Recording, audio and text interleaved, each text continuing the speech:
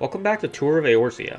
I'm your host Jay, and this is the show where I'm intending to go through almost all the multiplayer duties in Final Fantasy XIV, then give my thoughts about how they function in regards to what they introduce to the player, as well as just give my general thoughts on how each one handles the mechanics it uses throughout. This is the second episode of the series, so of course I'll be covering the second dungeon in the game, the Tam-Tara Deepcroft. So with that, let's get into it. The story behind this dungeon is pretty simple. Immediately after you finish up with the pirates in Satasha, you are sent to Gridania, where you are told that a cult known as the Lambs of Dalamud, people who worship the meteor that wiped out the world at the end of FF14 1.0, are causing trouble in the region. They're still angry that their god Mr. Meteor was destroyed and are trying to awaken a new evil upon Eorzea in order to take revenge for that. You are tasked with getting 3 of your close friends to go with you into the Deepcroft and stop the Lambs of Dalamud before it's too late. They end up summoning a vengeful spirit into the squid guy who calls himself a Dominator, and you have to kill him too. Oh, and some other adventurers who have been background characters up to this point get their asses kicked here. They'll be tangentially important in a dungeon much later, so that's fun, but as for now, they're not really a big deal. As I mentioned earlier, Tam-Tara is the second dungeon and theoretically should build on what was established in the previous dungeon and expand upon the scope of things a bit in my opinion. And from a world building perspective, I think it does that pretty well.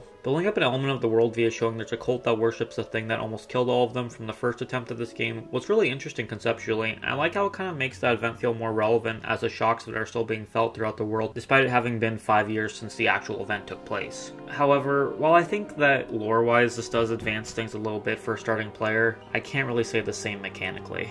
So I was going to talk about the new things this dungeon brings to the table, but it really doesn't bring anything. That in itself isn't a bad thing, since it would be insane to expect every piece of content in an MMO to add something entirely new and original. And I think for the one thing that Tam-Tara tries to do, I think it does pretty well. That one thing is enemy management. So you know that room I showed off at the end of the Satasha video where I was just getting absolutely mobbed by enemies? That's pretty much the goal of this entire dungeon, to teach you to manage the enemies on you better. For a tank player like myself, that's knowing when to use your mitigations and how many enemies you can handle at once before you need to pull back. For healers, that's managing to keep your party alive as long as they're not doing something stupid. And for DPS, you just gotta kill things as fast as you can so the tank doesn't drown in a sea of bones and cultists. This is just getting you ready for mob pulls throughout the rest of the game. Basically where you just go through and grab as many enemies as you can and keeping them on you until they die. I think that by throwing as many enemies as it does at you, the dungeon gets you pretty acclimated to this throughout it and gets you kind of set up for what you're, to expect going forward. Otherwise, the only mechanics in this dungeon are just using switches and keys to unlock the way forward. It's a pretty one-track mind dungeon, and honestly that's not the worst thing in the world. I think it could be a bit better, but still an early dungeon, so I'll give it a pass. Because, it's like the second time a player's going to see these things, so it has to kind of be simple. What I won't give it a pass on, however, is how it handles most of the boss fights in this dungeon. So the Deepcroft has 4 bosses throughout the usual run.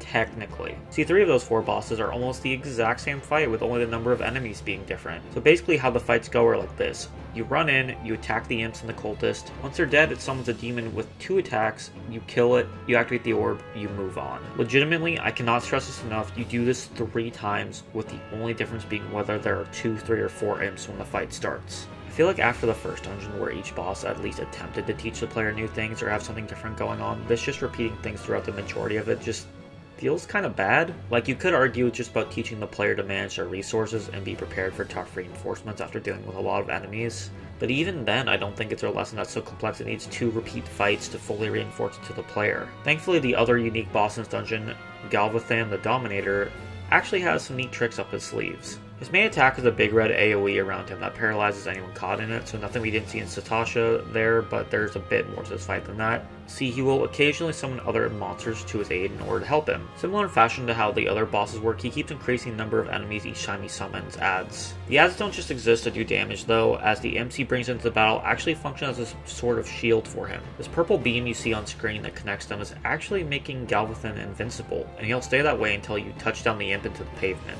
First round he summons an imp, second round he summons an imp and a few other enemies to distract the DPS from the imp, and then the final summon he does brings 2 imps and a ton of enemies in order to really put pressure on the player while making himself invulnerable. I think while this is a pretty decent way to build up a mechanic through a fight, as well as showing how interacting with things that aren't a boss in fights should be done in a better way than how it was done in Satasha, this boss fight also kind of just shows that the last 3 fights before this were worthless, since it basically is just a better version of what they were trying to do without anything distinctly different to it. It's a shame the first 3 boss encounters of this run get really repetitive, because I liked how this ended for a beginner dungeon. It's a solid fight with a clear line of escalation that just ends up leaving a bitter taste in my mouth due to everything that came before it. I think Tam-Tara Deepcroft is kinda eh.